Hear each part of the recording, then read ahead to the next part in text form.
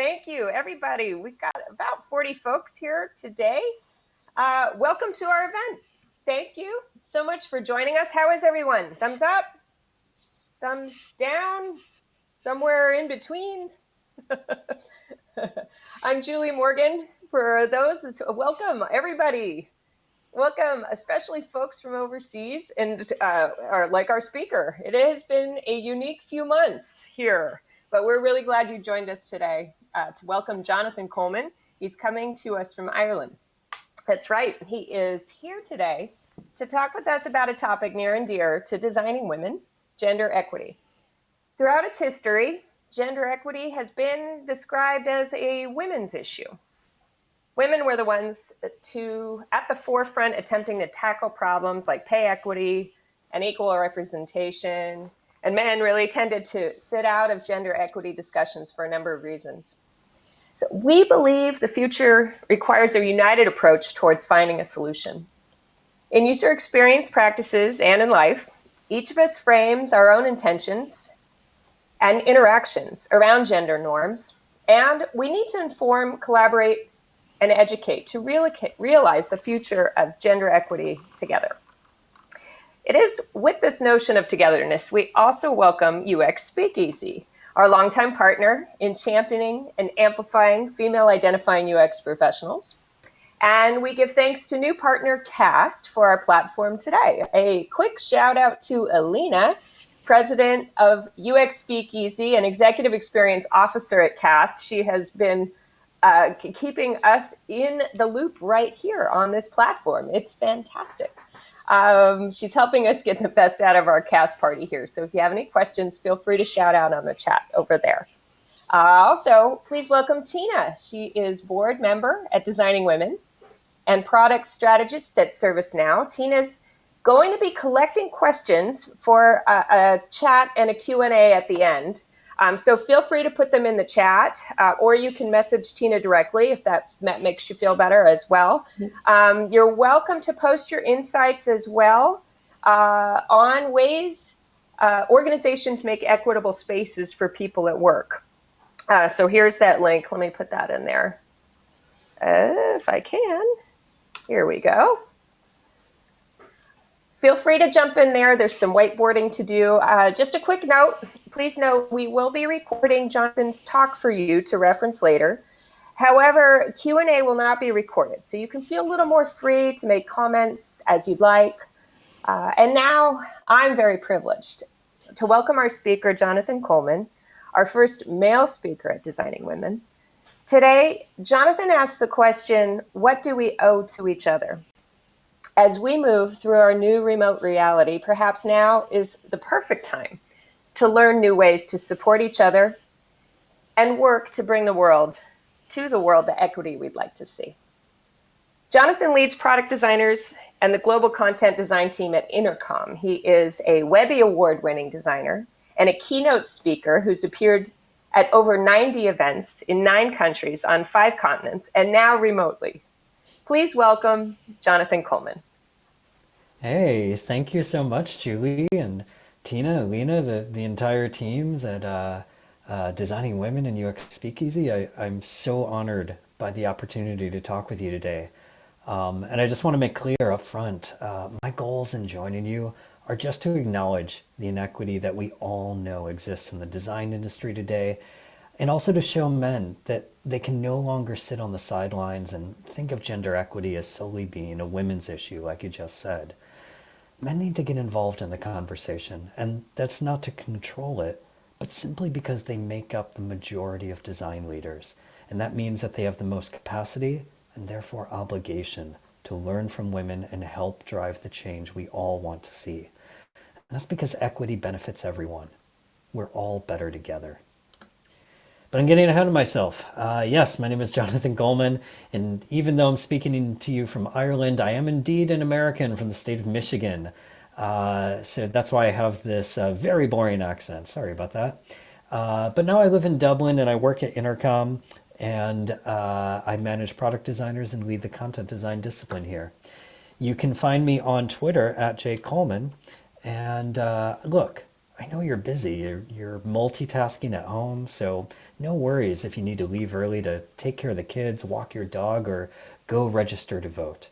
You can go to this link right now and get all of these slides. go.inter.com/whatweowe. That's all one word. You'll find the full text for this talk, notes on everything I mention, so there won't be any need for questions when we get to the section about the metaphysics of time travel. And hey, I'd love to tell you more about that, but it feels like we're about to jump backward in time. It's 1999, the end of the millennium. I'm a Peace Corps volunteer in Burkina Faso, West Africa. I'm working in public health education in a tiny village on the shore of the Sahara Desert for about 2 years. I vaccinate children, create education programs about HIV and AIDS, record health data, and distribute food supplies. And I only work with men. All the doctors, nurses, school teachers, tribal leaders, business people, everyone in a position of power in my village is male. But the people I really serve are the women and children. The story of my village was so much greater than just the people who put themselves in charge of it. Among other diseases, malaria is endemic to Burkina Faso, and the US government gives me a supply of a drug called mefloquine to help me avoid infection, and it works well. I never got the raging fevers or shaking chills that you associate with the disease. But there are side effects. Mefloquine causes hallucinations, paranoia, and vivid, hyper-realistic dreams. We joke that going to sleep each night is a bit like going to the movies, but we're all nervous about it. Some volunteers in my group had to leave the country because they couldn't handle the mefloquine. But me, I handle it as best I can. I take the drug for 2 years. I do my job. I serve my country. But there are side effects. And when I come back to the US, I find that it's difficult for me to create new memories. You know, kind of like that one guy in that one movie. You know the one. I remember the big things. For example, I called into this event on time. But the little things often float away from me, or the order that they happen gets jumbled, mixed up. Sometimes I think about the stories I've read and they get jammed into my memories, and it sort of feels like I experienced them firsthand. Cause and effect all get murky because things are so out of place and order. They're like leaves blowing in the wind. It makes me feel scared sometimes, but there are some unexpected benefits. It's April of 2019. My wife is on a mission to take a photo of a door in Dublin every day for 100 days. We recently moved to Dublin from Seattle and spent a lot of time on our feet walking the city. And it turns out that the city is filled with brightly colored doors. They're everywhere. She's got this great idea about sharing photos of the doors ordered by colors in the spectrum. And that way, when you see all the photos together, there's this amazing gradient. The story of the doors isn't about their individual hues. It's about how all of those hues work together to show off the city and its culture. Today, she's looking for an orange door. And I find one, and I excitedly point it out to her. I'm jumping around all up and down, practically shouting about it. I already got that one, she tells me. Remember? We passed it last week, and you said the same thing. I'm disappointed. I've done it again, haven't I? The same thing I always do. How many times will we have the same conversations, but I won't remember them? It's 2006, and my wife and I are getting married on a beach in New Zealand. She's reading me her wedding vows as the water laps at our feet. She's making me cry. And she tells me that she will always be our memory. So even when I forget things, she won't. Our story as a couple isn't about each of us as individuals. It's about how we work together to solve our problems. It's right now. And because of the way that my memory works, I don't like long talks where you only find out the main message way, way at the end. I lose track of the ideas too quickly. They're like leaves in the wind. So I'm just going to tell you the main points right away before I forget them. Men are going through life on easy mode. It's what the author John Scalzi calls the lowest difficulty setting there is. You know, like in a video game. We're going through life on easy mode because we've completely structured society and its underlying systems for our benefit. It's not that we don't struggle. We do, all the time. But for the most part, there's nothing structural holding you back if you're white, male, heterosexual, and abled. It's easy mode, at least as compared with, say, gay woman immigrant of color who's differently abled. Now that is a hardcore setting. And it's not just you, it's me. I'm going through life on easy mode. People who look like this, like me, have more access to education, information, work, wealth, and opportunity than just about anyone else. We also have more unearned forgiveness for our mistakes and failures, not to mention forgiveness for our presumption. For example, a white man giving a talk about gender equity to a mostly female audience. Listen, there's nothing new here. We all know this. And I'm not saying these things to shame men. I just want to be straightforward about the facts. It's not about shame at all. It's about learning. And that's the other main point of this talk, the need to learn. When you're in the majority, you have a sacred duty to do no harm to others and to share all the benefits you have. Even a small act of carelessness by the majority can cause tremendous harm to everybody else. So if you're in the majority, like I am, and if you don't take care, then you'll end up hurting so many people so badly that they might remain in the minority forever. And it doesn't matter if you don't intend it. The impact of your actions are what matters. So I want to challenge everyone, but especially men, to be curious. Use your curiosity to learn, and then use your learning to make things better. You're going to make mistakes along the way. I certainly have. And I'll share some of them with you. Just learning something doesn't mean that you're going to be great at using your knowledge or putting it into action. So one of the things that I hope you take away from this is that you don't have to be perfect. It's because perfection is a myth. It doesn't exist. And yet for some reason we all somehow continue believing in it. The more perfect you'll try to be, the slower you'll learn. And that means that you won't grow as fast, and you won't do as much good as you could. So don't try to be perfect. Instead of perfection, try to stay focused on making progress. Well, that, and then being as kind as you can to everyone you meet. Now, being perfect doesn't absolve you for taking responsibility for your actions, just like it's not an excuse to quit. And hey, that's it. That's the whole talk. You can go home now. Oh, well, I guess most of you are already there.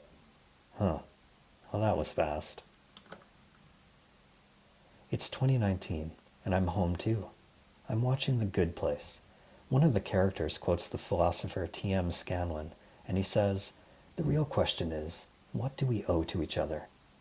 And it's a great question. What do we owe to each other?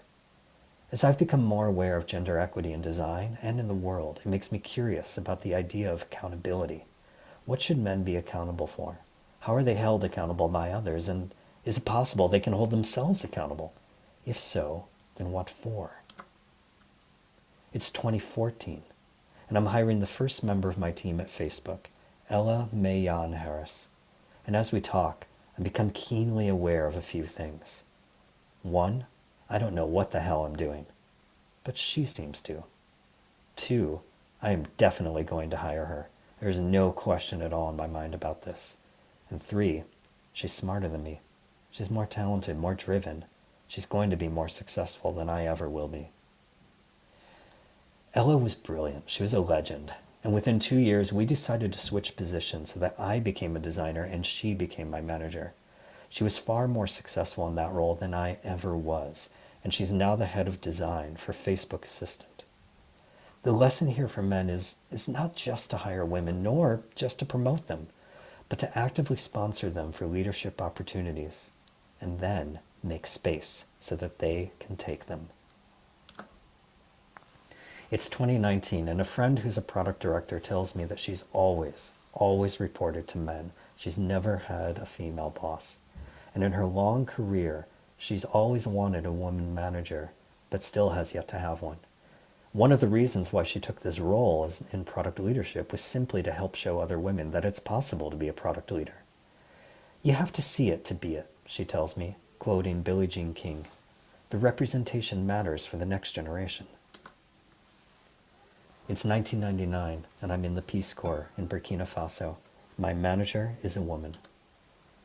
It's 2001 and I work in a small environmental nonprofit in Michigan and my manager is a woman. It's 2003 and I moved to a large environmental nonprofit in Washington, D.C. and my manager is a woman. It's 2004. I moved to another large environmental nonprofit in Washington, D.C. My manager is a woman. It's 2008 and I joined the largest consumer cooperative in the United States and my manager is a woman. It's 2013 and I joined the Facebook design team in California and my manager is a woman.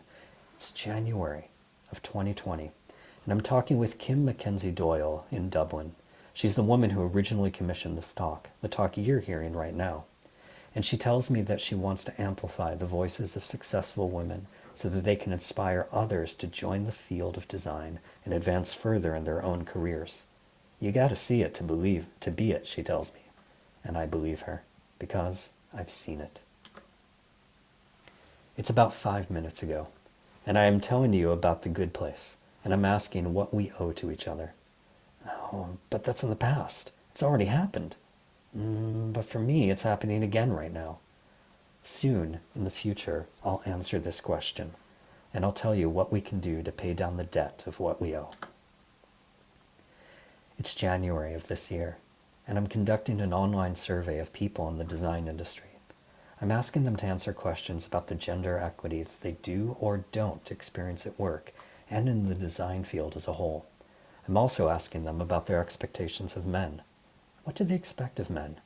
For that matter, what do men expect of themselves? 160 people from all over the world take the survey. The clear majority of respondents self-identify as women, but just over 1/4 are men. They work across the design industry. Their broad range of experience spans from those just entering the field to being 20-plus year veterans. Likewise, their roles range from the entry level to C-level executives to founders and more. Now, I asked people to rate their level of satisfaction with the support they've seen from men for women, transgender, and non-binary people where they work. And out of 160 people, just 47, or about 29%, are very satisfied or extremely satisfied with the support they've seen. Similarly, I asked people to rate the support they've seen for women, transgender, and non-binary people from men in the design industry as a whole. So out of 160 people, 56, or about 35%, are very or extremely satisfied with the support they've seen. So this tells us that, at least among these respondents, more people seem to think that the design industry provides better support for women, transgender, and non-binary people than the average workplace. And from a certain perspective, that's good. It implies that if you're in a bad workplace, you can turn to your professional community for support. You have a better chance of getting it there. But actually, this is all very bad, because that's a poor substitute. And because only about 1/3 of people find either their workplaces or professional communities to be supportive enough of people who aren't men. So we clearly have a long way to go. And the way forward isn't clear. It's distinctly unclear. Men are in the majority. And we have the ability to change this and to do better. So how should we hold ourselves accountable for doing that? It's early March of this year. You may remember that it was the longest March we've ever had. Oh, and it ain't over yet. My wife and I are in bed, and we'll be asleep soon. But right now, she's angry. Angry at me. She asks me why I never believe what she says. But I do. But she points out how I always show doubt whenever she makes a claim, like the one she's making now. Damn it, she's right. Now let's set this in its proper context. My wife is a PhD biochemist who's now in her second career as a highly successful artist. And me? I'm just some dude with a keynote slide deck. And it wouldn't matter if she didn't have these credentials. She deserves to be believed. So why is my first instinct to ask her, "Are you sure?" It comes out of me before I even realize I've said it. Has she told me this before? I'm not sure, but I think she has. But the fault isn't with my memory. It's with me. I know I can do better, but I don't know why I keep doing this. So no surprise, but I'm the asshole here. I'm not perfect. I never will be. I've made so many mistakes, and I've hurt people too. And it doesn't matter that I didn't intend to. It matters that they were hurt. I'm so, so sorry. But I can admit that I'm wrong, and I can hold myself accountable for doing better. And that's what I owe my wife, what I'll always owe her. But it's also what I owe myself, trying to become a better version of me, a version that doesn't hold her back. Our story as a couple isn't about each of us as individuals. It's about how we work together to solve our problems. It's right now. My wife is home with me. She's in another room with our dog, and she knows I was going to tell you this. I can't see her right now, but if she can hear this, it's safe to say that she's blushing. It's January again, and people are responding to my survey. I asked them about what we owe to each other, what men can do to better support women, transgender, and non-binary people at work and in the design industry as a whole. Let's see what these folks have to say. I've purposefully left off their gender so that it's easier to judge these messages based on their merits instead of on the messenger. Men can use their position to ensure everyone gets opportunities to challenge themselves. Men can understand their own biases and limitations and make a conscious effort to rise above them. Men can champion the ideas and roles of women as much or more as they champion their own ideas or those of men. Men can stop saying, "Hi guys," in Slack. Men can keep in mind that your experience is not the only experience. Men can get to know the struggles and barriers of the people you work with. Men, if you find yourselves feeling uncomfortable, that means you need to listen more. Men can stop being hostile to my ideas and then telling me you're getting emotional. In meetings, if you see women getting interrupted, say, "Hey, what were you going to say?" Men, don't tell us to be more assertive and then punish us for being abrasive. Men, I don't need special treatment. I just need men to look at me as their equal. Men can fight for more inclusion and more equality in pay. Men should use their power to level the field and weed out all the old school conservative political a-holes. Look, none of these are unreasonable. None are insurmountable. All of them are achievable. Looking at these as a whole, I'm learning that to improve gender equity in the design community, you don't suddenly have to become a perfect person and solve all of the problems at once. All you need to do is make a little progress and then just keep going. And the best way to do that is to get curious about other people's experiences, curious to listen to their stories. It's 1989. I'm immersed in a story myself. I'm reading a comic book, something I still do in 2020. I'm reading Watchmen. It's a dystopian political fantasy, and I can't put it down. Among other things, Watchmen features a character who exists across all of time, experiencing every moment at once. And so he talks to people about their past and their future, all during their present. He's a tragic character. He loses the people he loves and eventually separates himself from humanity, but only after he inadvertently causes the deaths of millions of people due to his carelessness. He has the power to create any sort of change he wants, but he refuses to use it until it's too late. Considering what he could do, he could have done more. The character's superhero name is Dr. Manhattan, but his actual name is the same as mine. It's right now, and what men should be accountable for is becoming clearer. Men clearly owe a great debt. The best way for us to start paying it is by acknowledging our privileges, our faults, the structures we've built to enable ourselves. That's the first step toward dismantling them in favor of something better, fairer, and more equitable. I don't want our story as designers to be about every man for himself. I want it to be about how we solve problems together. So, let's get started. I'm going to share with you 7 stories of organizations that have improved their approach to creating gender equity at work, both in design orgs and beyond them. Their goal was never to be perfect. It was just to drive progress and momentum. It's 2012, and Etsy are struggling to hire engineers who aren't men. This is because roughly 80% of Etsy's online marketplace is made up of women.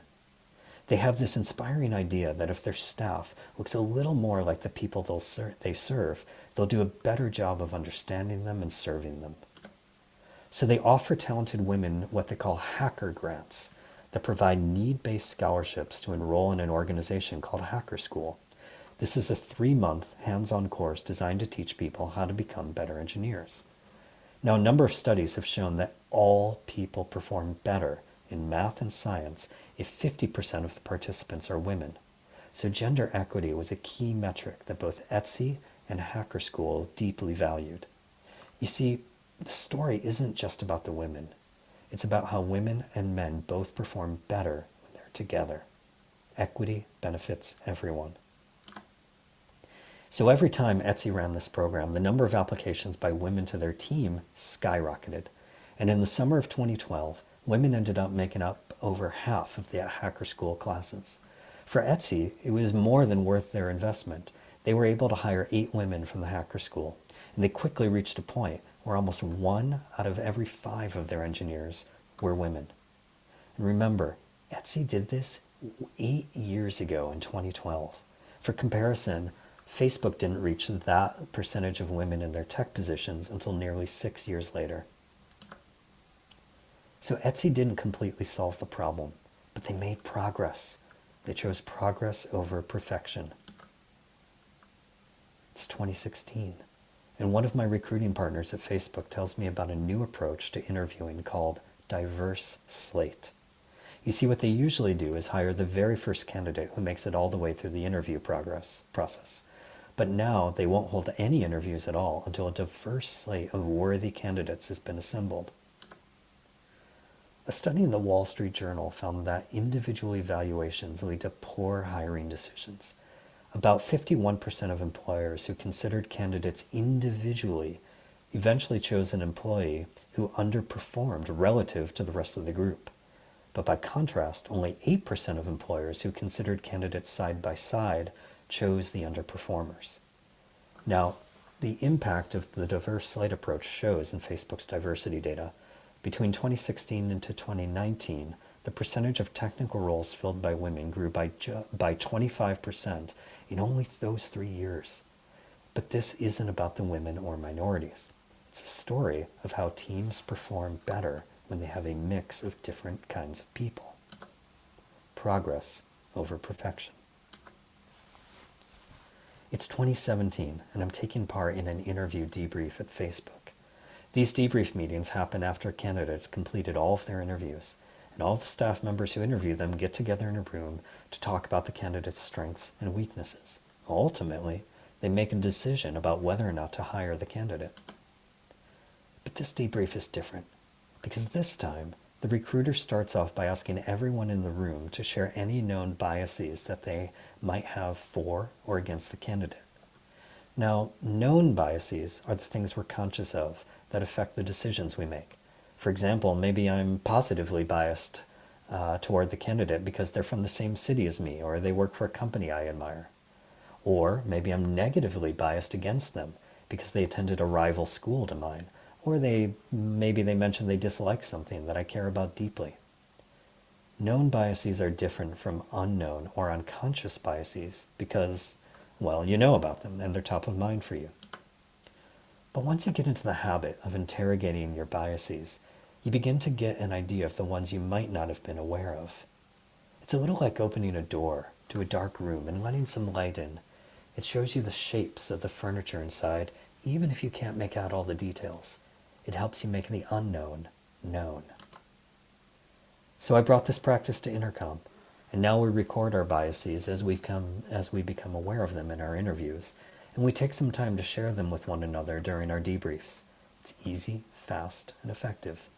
Here's one from an interview last year. And I mean, really, first of all, who writes in a post-it note using Markdown? And second of all, who doesn't like coffee? What? Look, this isn't perfect. It doesn't uncover all of our biases. It doesn't stop us from making bad decisions. But it helps. It's progress over perfection. It's 2016, and I'm crying in a bathroom stall. I made a big mistake at work, and I let down my team. Facebook has a giant self-contained campus at their California headquarters, and I just couldn't think of anywhere else to go where it would be safe to cry. It wasn't the first time I'd been there. Crying at work is, well, it's a thing. It happens. And when it does, it's just so real. Several of my colleagues were far braver about it than I was. They cried openly in front of me or others.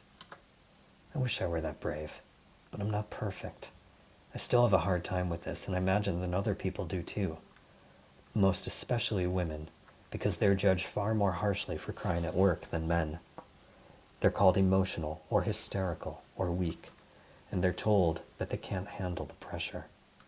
But men like me, men who cry are considered to be brave and passionate about the work, empathetic leaders whom others should model themselves after. That's a problem. Our tears should be as equal as our pay. I did a lot of research and wrote about the way that gender affects our perspectives of people who cry at work. It made a big impact at Facebook and helped them start a conversation about the value of psychological safety during the emotional moments we all sometimes feel at work. It didn't solve the problem. People still cry at work, but it's progress over perfection. It's 2019. Jasmine Friedel, one of our design directors at Intercom, completely redesigns our hiring process for designers in order to reduce the impact of our biases. For example, because of Jasmine, we no longer ask candidates to complete a take-home design exercise. We don't do this because it's clearly biased against people who don't have time for extra work, like parents, caretakers, people with multiple jobs, and, well, everyone, really. We also think people should be paid for any extra work they do. So instead of a design exercise, we now hold ourselves accountable for having better conversations with our candidates to understand their past work, their design process, and how they work with teams to drive business impact. This makes our recruiting process so much more effective and far more respectful of our candidates' time. We've also written up our process so our candidates know what to expect in advance, and that way they can make good decisions about how to prepare and whether or not we're even what they're looking for. Setting clear expectations helps candidates with imposter syndrome find their way toward applying for more roles. And while some studies show that imposter syndrome affects women more than men, others show that it's equally spread amongst the genders. Equity benefits everyone. We are all better together. So we did this with our internal design process, our career levels and expectations, and several other resources. They are all publicly available at intercom.design. We want our design candidates to see them because we think people do their best work when they know what to expect. So all of these resources aren't cheat sheets. Instead, they give all candidates the best ability to show us their strengths. It's progress over perfection. It's 2013. I'm 38 years old, and for the first time in my life, I'm finally learning how to give feedback properly. A trainer is walking me and my team through the Situation, Behavior, Impact, or SBI model of giving feedback. It's pretty simple. You start with the situation. That's the context about where, when, and who's involved. Then you go to the behavior. This is what you personally observed a person doing. And you end with the impact. It's the result of the person's actions on you. For example, you might tell me that in our group meeting, I cut you off while you were explaining your idea, and that meant that the team didn't get to take action on it. Once you've delivered feedback this way, you can encourage the other person to think about the situation and to understand the impact of his or her behavior. Give them time to absorb what you've said, and then go over specific actions that can help them improve in the future. It's an effective way of giving feedback because it reduces bias and it helps people come to terms with what actually happened. Look, there are entire books about the SBI framework, but it's really no more complicated than that. It doesn't stop bad things from happening, but it does help people learn from them. It's progress over perfection. It's 2017, and I'm learning that performance reviews are often biased against women. I see a presentation from the Clayman Institute for Gender Research at Stanford that tells me that 60% of women get feedback that their communication is too negative. 76% of women get feedback that their communication is too aggressive. And a Wall Street Journal study found that, compared with men, women get 2.5 times as much feedback about having that aggressive communication style, 2.4 times as many references to team accomplishments rather than their own, 50% fewer references to their having vision, 50% fewer references to their technical expertise and skills, and 33% less feedback linked to actual business outcomes. So it's no wonder that women aren't promoted at the same rates and to the same levels of leadership as men. On top of the systemic biases that already exist, they're also given different feedback. And the feedback they get is skewed toward how people perceive them instead of the actual business impact of their work. A key finding in this research is that men and women tend to use communal language to describe women's performance. Communal language means words like team player, friendly, good with relationships, committed to the team, and so on. But men and women both use agentic language.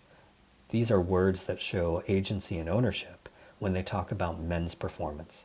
And these are words like visionary, influential, risk-taker, and independent. Helping each group to understand gender bias in language and how it impacts the perception of performance is a good first step. But a far better one would be to help each group strategically use each other's language to actively combat those biases. It's progress over perfection. It's 2012, and the writer Kelly Sue DeConnick reinvents the decades-old character of Carol Danvers, who's more famously known as Captain Marvel. Rather than being a damsel in distress who only furthers the storylines of male characters, this new Carol has agency.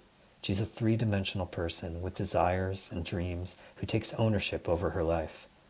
No one tells Carol what to do. She tells them. In an interview, DeConnick says that, hey, Carol falls down all the time, but she always gets back up. And we say that about Captain America as well, but when he gets back up, it's because it's the right thing to do. But Carol gets back up because fuck you. God, I love that. If you haven't read comics because of how they've portrayed women in the past, Kelly Sue DeConnick's work, like Captain Marvel, Pretty Deadly, and Bitch Planet, are all amazing places to start. And I know. How stereotypical can I get? A white guy talking about comic books, right? It's the worst. But still, I'd urge you to be curious. It's right now, and I'm urging you to be curious. Because what I hold men accountable for is curiosity. And it's not much to ask. After all, if you look like me, if you're in the majority, you're going through life on easy mode. Curiosity is the lowest possible bar to reach. But curiosity is also one of the single most important skills for designers. And that's because it drives our self-awareness, our ability to diverge and converge on new ideas, and it drives our empathy for other people. Jasmine Friedel, the design director I mentioned earlier, she says that curiosity is important to designers because when we desire to learn new things or new ways of doing things, we're better problem solvers. We lay out and explore problems before offering solutions, and we talk to people instead of answering questions ourselves. We use evidence over conjecture. So curiosity drives learning, learning drives progress, progress creates more equity. It's right now, and you have a choice, a chance, a challenge.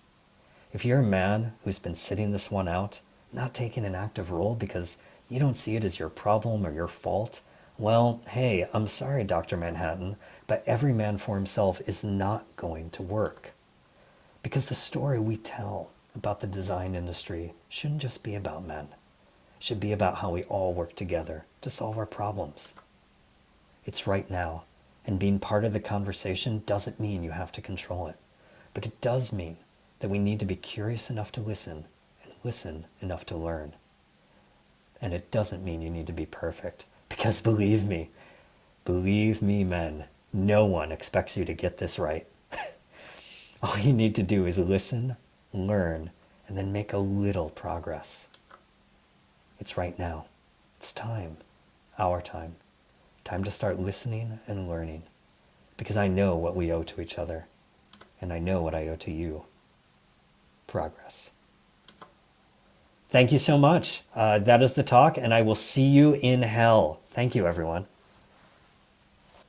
Wow, we're getting definitely lots of reactions here.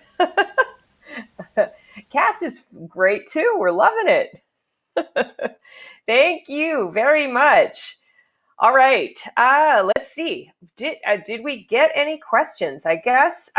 Let's see if Tina is still on. Tina, are you about? Do you have any questions for Jonathon from over the past, I guess, almost 45 minutes or so?